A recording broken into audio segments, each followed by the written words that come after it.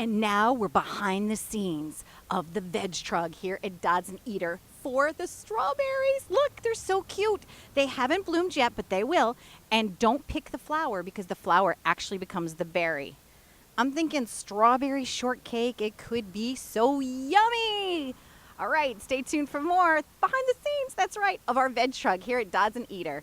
Today, Live It Up is in Oyster Bay, New York, and I am at Dodds and Eder. Norma is going to be teaching us how to do an above-ground garden. What did we plant here in this big VegTrug? In this large one, in this VegTrug, we have peppers, we've got tomatoes, and there's eggplants here also. Okay. And all in the front is lettuce, different types of lettuce. So what's beautiful about the VegTrug is that it's great for small places, small areas. If you don't have a large area to plant a garden, this is a perfect little nook that you could put this into as long as you have a lot of sun. It goes right into the sunny area.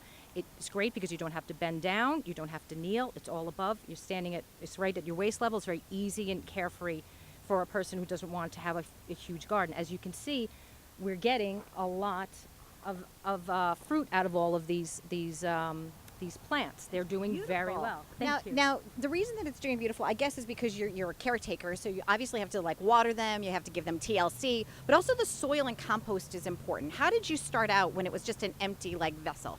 The VegTrug comes, and there's a liner that comes with the VegTrug. So we filled it with a professional potting mix and compost. It's very important to start with very, very good soil. Again, the potting mix, the professional potting mix, and the compost helps to retain the moisture, slowly release all the nutrients and the minerals into the soil. It's very important to have a very good soil to start with.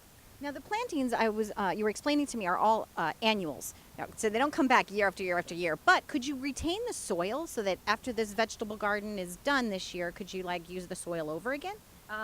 It's best to start with new soil because as the plants are growing, they're depleting the soil of all the nutrients. So next year, maybe you want to just take half of it and replenish it with fresh soil because, again, it's going to be very depleted of nutrients. So, again, it's better to start with fresh soil every year.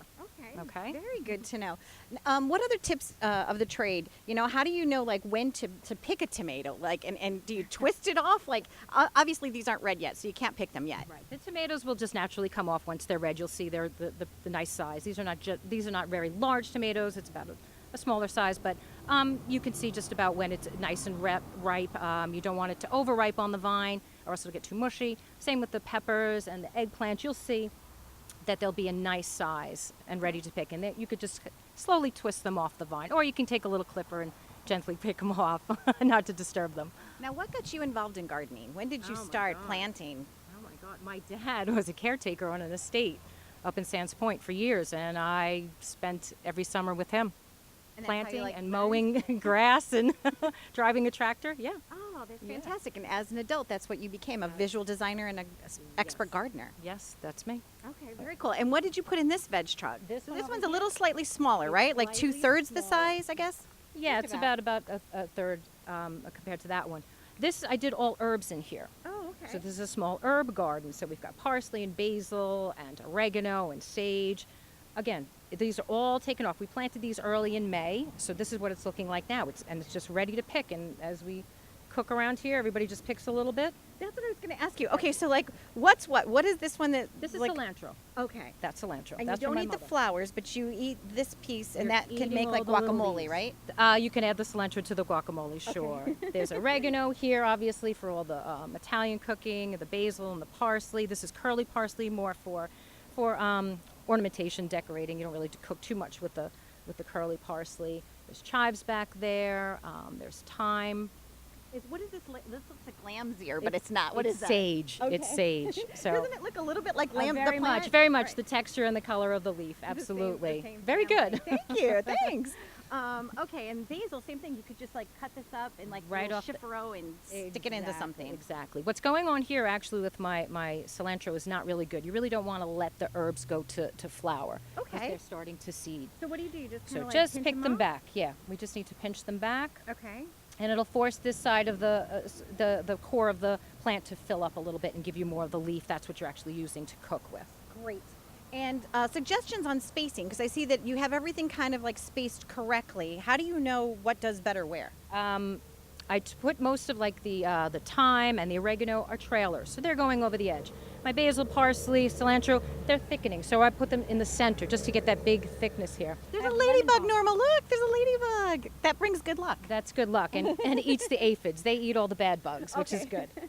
Which is very Does good it for my come? Does it garden. come with a ladybug? Or Actually, we sell ladybugs here, and we let them loose the other day. So oh, there you go. So they're natural doing their predator. thing, doing their thing. absolutely, absolutely.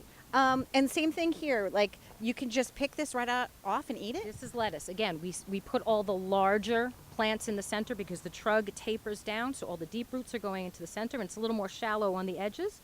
So we put all the lettuce right on the side. And again, just pick and pick, and it'll just continue to bloom more and more, leaf out more and more, and you'll have salad for a while. Oh, that's so nice. And on the other side, I know you can't see it, but we have strawberries growing on the other you side. have strawberries? There's strawberries. There's nothing Oh, there I see yet. what I They're do. I there. see them. But they're coming. They're Okay. coming. And now that is where you don't want to pick off the flower, right? Because the flower actually becomes Exactly. the berry. Absolutely correct. There you go. And Correct. so if anybody has any questions, they could actually come here and you could kind of guide them through how to plant one of these and how to make their garden beautiful. And they can see how well it works, how you can have a beautiful garden without a lot of space. Yeah, and especially times, you know, if somebody's in a wheelchair or for some reason they've got back problems and they used to love to garden, this really brings back the love of gardening back to them. Exactly. It's great for everyone. So Great. Thank you so much. you're very welcome. Thank you for coming. Hey, Dodds and Eder right here at Oyster Bay, New York. Stay tuned for more on Live It Up.